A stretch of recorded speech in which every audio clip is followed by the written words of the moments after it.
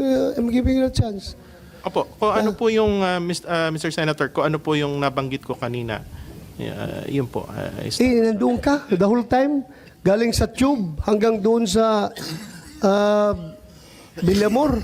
Nandun ka. Hindi mo rin alam, hindi mo pa rin alam na hindi siya dinala sa judicial authority. Yes, Mr. Senator. Hindi mo alam. Yes, Mr. Senator. So you're lying. You're lying. Madam Chair, I move to set in contempt Ambassador Lacanilaw. Last chance, hindi mo alam if nilabas sa Villamor si PRRD? Hindi mo alam? Hindi po, Madam Chair. Okay, there's a motion to cite you in contempt. I have to affirm. There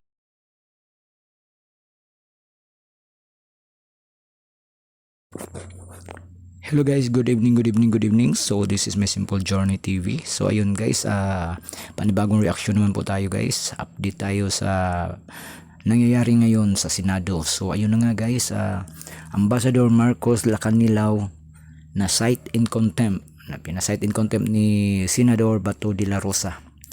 At yun na nga ay sinusubukan sana na isalba ni DOJ Boying Remulla.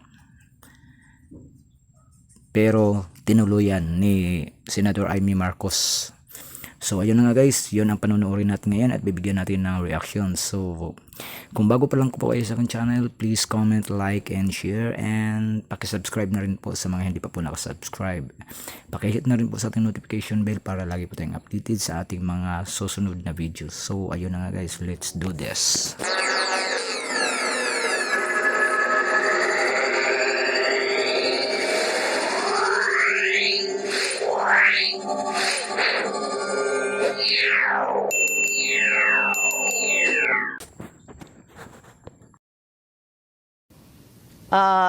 dahil nandun din kayo, may nakita ba kayo na dahilan kung bakit kailangan pumunta sa The Hague? Total, kayo ang madalas pumunta sa abroad at kinatawan ng Pilipinas. May dahilan ba kung bakit nagmamadali tayo?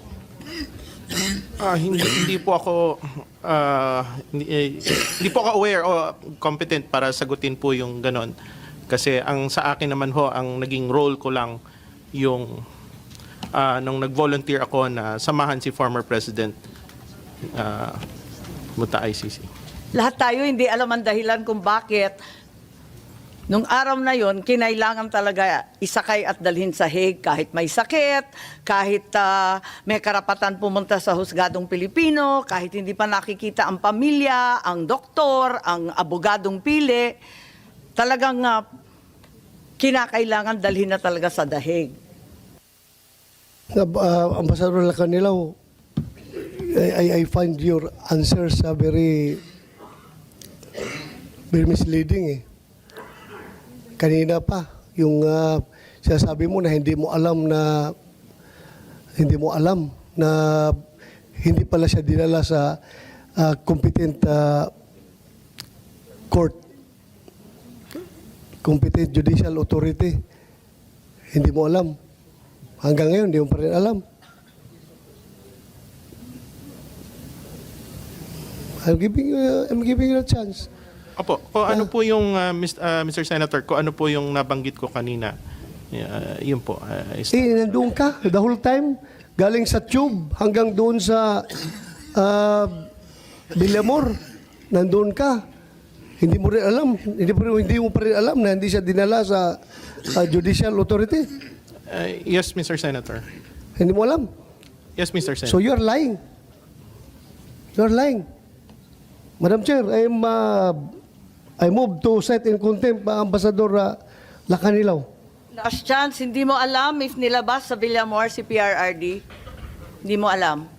Hindi po, Madam Chair. Okay, there's So ayun na nga guys, dahil sa patuloy na pagsisinungaling ni Ambassador Marcos Lacanilaw, tinuluyan siya ni Senator Bato at saka ni Senator Amy na ma-cite in contempt kasi nga paulit-ulit yung sinasabi niya na hindi niya alam. Napakalinaw naman yung sinabi ni ayon kay Senator Bato de la Rosa na kasama siya mula sa simula, mula sa tube hanggang sa nakarating sa The Hague, Netherlands. Kasama siya. So para naman talagang imposible naman talaga na hindi mo alam yung ganun. Nandyan ka, kasama ka palagi. So Have to affirm there being no contrary motion. We uphold the motion to cite Ambassador Marcos Lacanlilao in contempt. Thank you, Madam Chair. I'm giving you the chance already kanina. Sabi ko nga, ayaw namin gamitin yung power to contempt dito, to cite in contempt, pero halata na nagsinungaling ka.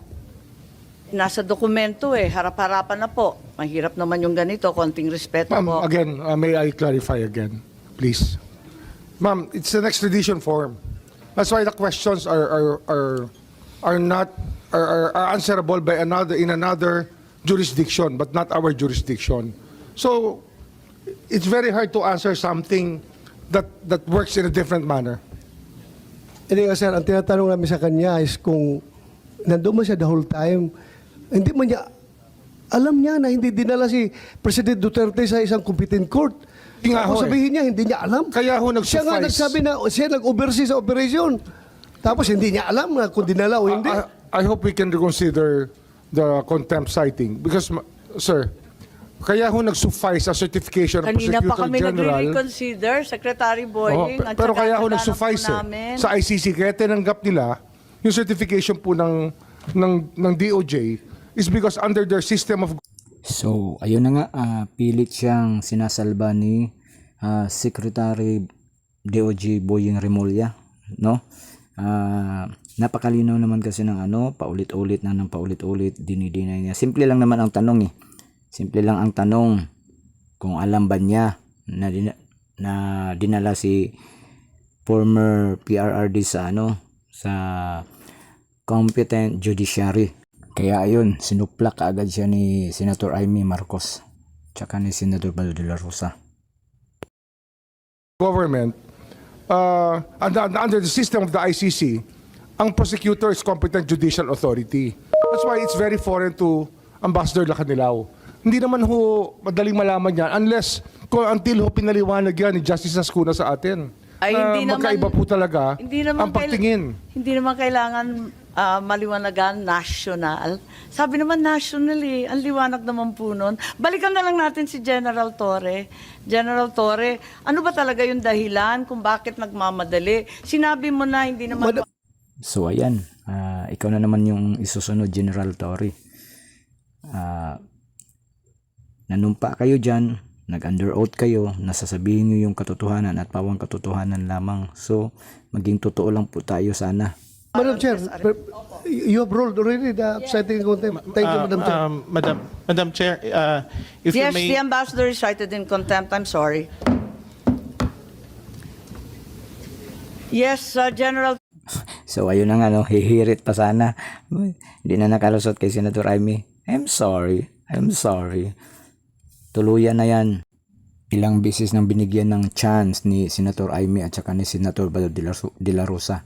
Pero patuloy pa rin sa kanyang pagsisinungaling ayon kay Senator Torre, please, we'd like you to be a little bit more forthright and straightforward. What was the real reason for the rush? You yourself said this was an arrest with a warrant. Therefore, no reglementary period as articulated by Article 125 applies. Bakit kayo nagmamadali? Eto nga, may sakit yung tao. Ma'am, I don't have that impression na nagmamadali ako. I waited for 12 hours. I worked for 12 hours to make sure that he boards on the plane. Yung purpose namin is to bring him to the plane because that's the order. That's my order and that's my mission. So,